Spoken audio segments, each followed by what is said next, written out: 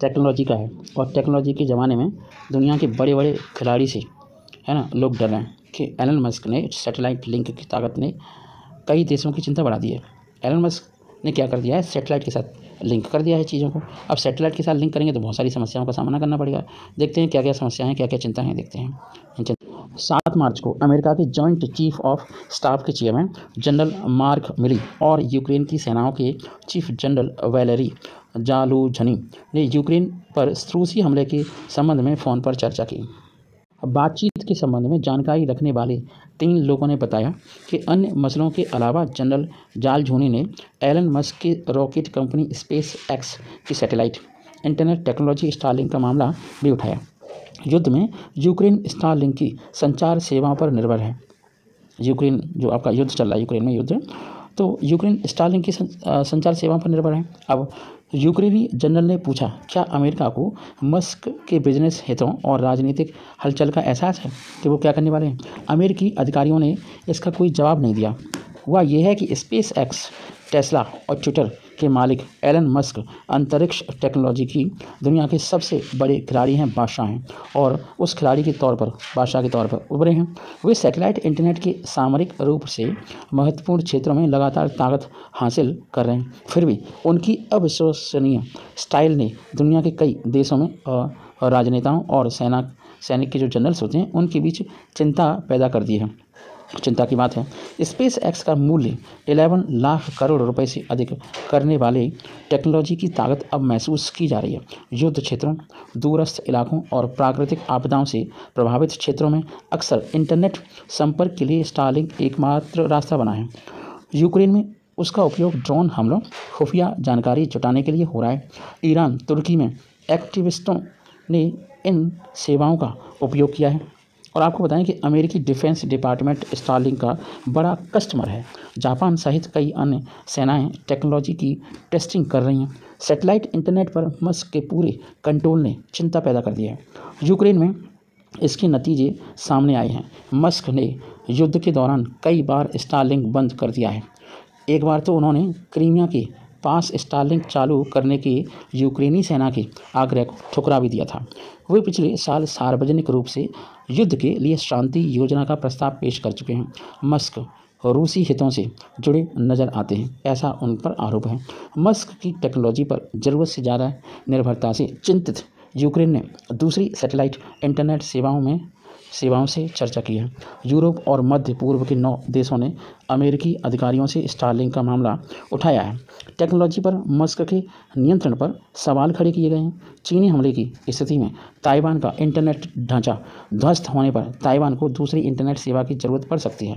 फिर भी चीन से मस्क के कारोबारी रिश्तों को देखते हुए ताइवान स्टारलिंक सेवा का इस्तेमाल नहीं करना चाहता। और आपको बताएं कि 50 देशों में सेवा चल रही है।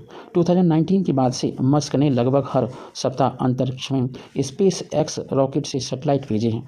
इन सैटेलाइटों से धरती के हर कोने में हाई स्पीड इंटरनेट संपर्क बनाया जा सकता है। आज आसमान में 4500 स्टारलिंक सैटेलाइट्स हैं। ये कुल एक्टिव सैटेलाइट का 50% है। अब आप समझ रहे हैं, मस्क की योजना आने वाले वर्षों में 42,000 सैटेलाइट लॉन्च करने की है। 50 देशों में स्टारलिंक की सर्विस चल रही है। जय हिंद। टेक्नोलॉजी का है और टेक्नोलॉजी के ज़माने में दुनिया के बड़े बड़े खिलाड़ी से है ना लोग डर रहे हैं कि एलन मस्क ने सैटेलाइट लिंक की ताकत ने कई देशों की चिंता बढ़ा दी है।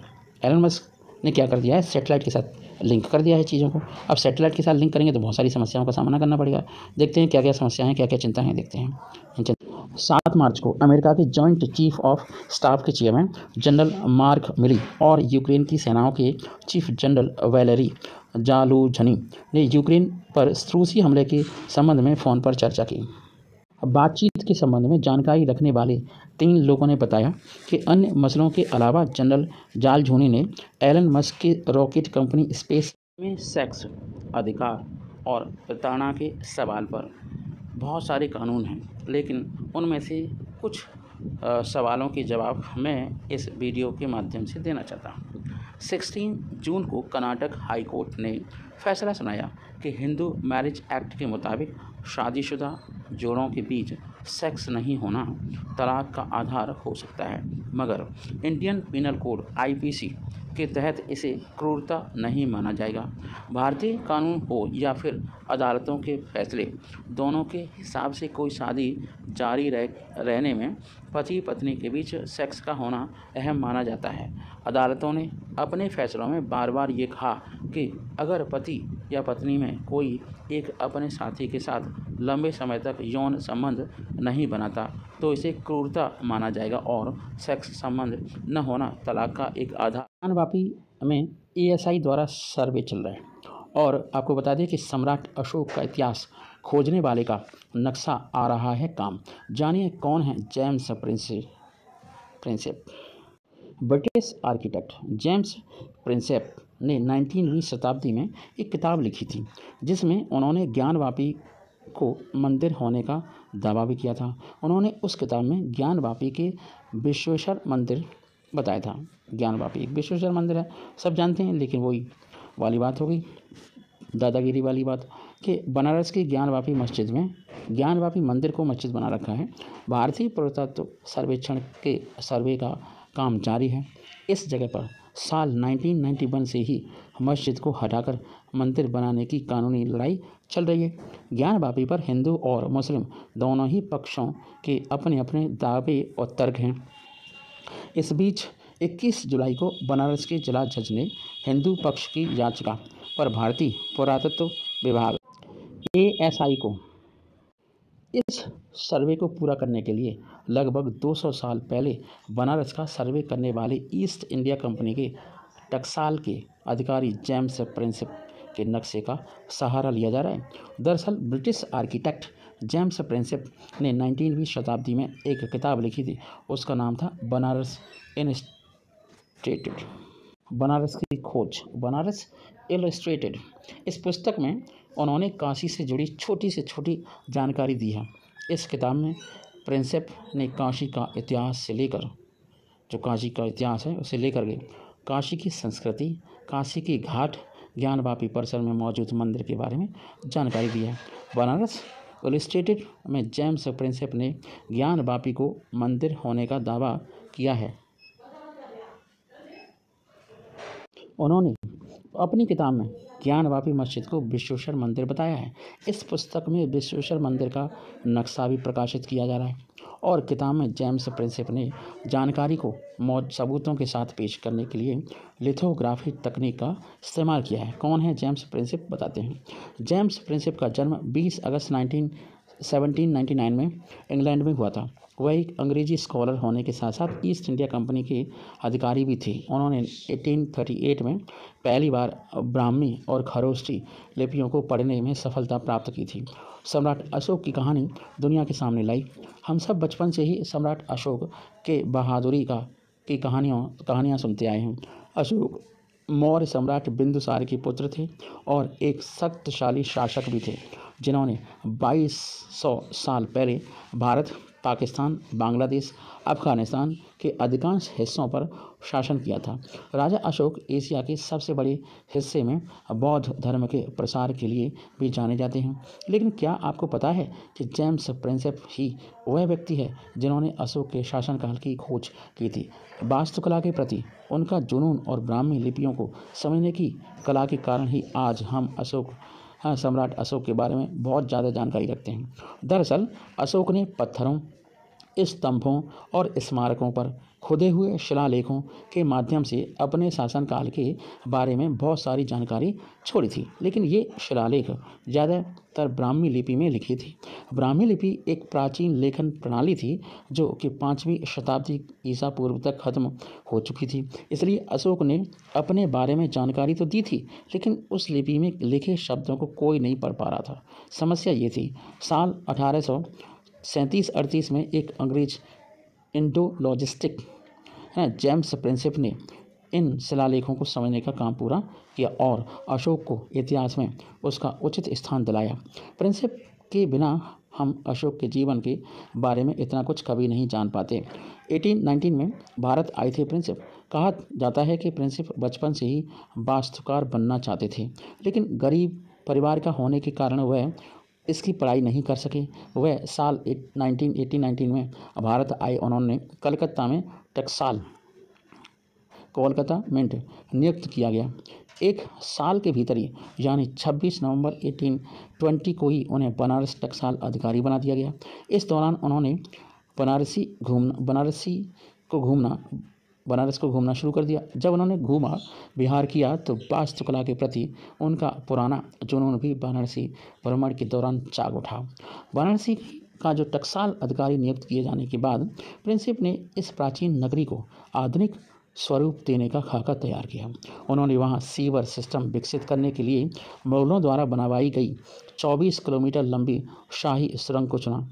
1827 में प्रिंसिप ने लखौरी ईंट और बड़ी मसाला से इसे शाही नाला का रूप दिया, जो आज भी किसी धरोहर से कम नहीं है। प्रिंसिप ने बनारस को आधुनिक स्वरूप देने के प्रयास के वहाँ के किसान भी उसमें काफ़ी सहयोग करते थे और वाराणसी के विकास के लिए ज़मीनें दे दी। प्रिंसिप ने इस ज़मीन पर विश्वेश्वरगंज मंडी बसाई, जो आज भी पूर्वांचल की सबसे बड़ी किराना मंडी है। उन्होंने वाराणसी में नई टकसाल को डिज़ाइन किया, एक चर्च का निर्माण किया और यहाँ तक कि अंग्रेज की लुप्त आलमगीर मस्जिद की मीनारों को भी रिस्टोर किया। उन्होंने इस शहर का नक्शा बनाया, इसकी जल निकासी प्रणाली को भी फिर से डिज़ाइन किया गया और कर्मनाशा नदी पर एक पुल बनवाया गया। जेम्स ने अपनी किताब बनारस इलस्ट्रेटेड में विश्वेश्वर मंदिर का भी नक्शा बनाया है, जिसे अभी का ज्ञानवापी नक्शा के नाम से जाना जाता है। इस नक्शे में विश्वेश्वर मंदिर की विस्तार में जानकारी दी गई थी। नक्शे को हिसाब से दिखाया गया था और नक्शे के हिसाब से अगर हम देखें तो 124 फीट का चौकोर मंदिर था और इसके चारों कोनों पर मंडप हैं। बीच में एक विशाल सा गर्भगृह है, जिसे नक्शे में मंडपम कहा कर संबोधित किया जाता है। नक्शे के हिसाब से मंदिर कुल 9 शिखर वाला रहा होगा। फिलहाल ASI की टीम साक्ष्य जुटाने के लिए इसी नक्शे की मदद ले रही है। अगर उस नक्शे के अनुसार वाकई ज्ञानवापी से पहले यहाँ विश्वेश्वर मंदिर था तो सच्चाई जल्द ही सामने आ जाएगी। जेम्स प्रिंसिप का जन्म भले ही इंग्लैंड में हुआ था, लेकिन 40 साल की उनकी ज़िंदगी का 10 साल 1820 to 1830 तक वाराणसी में ही बीता और वाराणसी के बाद वह कोलकाता गए और हैरियट सोफिया से शादी की। साल 1839 में जब उनकी तबीयत खराब होने लगी तो उन्होंने इस्तीफा दे दिया और पूरे परिवार के साथ लंदन चले गए, जहां 22 अप्रैल 1840 में उनका निधन हो गया। कहा जाता है कि 2050 साल पहले है ना महाराजा विक्रमादित्य ने काशी विश्वनाथ मंदिर का निर्माण करवाया था। अब हिंदू पक्ष का दावा ये है कि मुगल शासक औरंगजेब ने 1669 में काशी विश्वनाथ मंदिर को तोड़कर उस पर ज्ञानवापी मस्जिद बनाई थी। अब इस पूरे विवाद में हिंदू पक्ष की 3 मुख्य मांगें हैं। पहला, पूरे ज्ञानवापी परिसर को काशी विश्वेश्वर का मंदिर घोषित किया जाए। दूसरी मांग ये है ज्ञानवापी मस्जिद को ढाकर परिसर में मुसलमानों के आने पर रोक लगाई जाए। और तीसरी मांग ये है कि तीसरी मांग के अनुसार हम कह सकते हैं कि हिंदुओं को मंदिर का पुनर्निर्माण की अनुमति दी जाए। कब से हुई शुरुआत? ज्ञानवापी को लेकर विवाद कोई नया नहीं है। पहला मुकदमा 1991 में वाराणसी कोर्ट में दाखिल किया गया था और याचिका में दाखिल करने वाले का नाम सोमनाथ व्यास, रामरंग शर्मा, हरिहर पांडे था। उन्होंने ज्ञानवापी परिसर में पूजा करने की अनुमति मांगी थी और साल 1993 में विवादित ज्ञानवापी पर वर्शिप एक्ट केस के तहत स्टे लगा दिया गया था और स्थिति जैसी है वैसी ही कायम रखने का आदेश दिया गया था। इसके बाद साल 2019 में एक बार फिर सर्वे की मांग को लेकर कोर्ट का दरवाज़ा खटखटाया गया, लेकिन इस बार इलाहाबाद हाई कोर्ट ने याचिका पर रोक लगा दी। अब अगस्त 2021 में श्रृंगार गौरी मंदिर में रोजाना पूजा और दर्शन की मांग करते 5 महिलाओं ने वाराणसी कोर्ट में याचिका डाल दी, जिसके बाद सिविल कोर्ट ने साल 2022 के अप्रैल में ज्ञानवापी मस्जिद का सर्वे करने और उसकी वीडियोग्राफी करने के आदेश दे दिए। इस सर्वे का मुस्लिम पक्ष ने काफ़ी बड़ा विरोध किया, लेकिन विरोध के बीच सुनवाई जारी रही और हाई कोर्ट ने मामले को लेकर सिविल कोर्ट के आदेश को आगे बढ़ाते हुए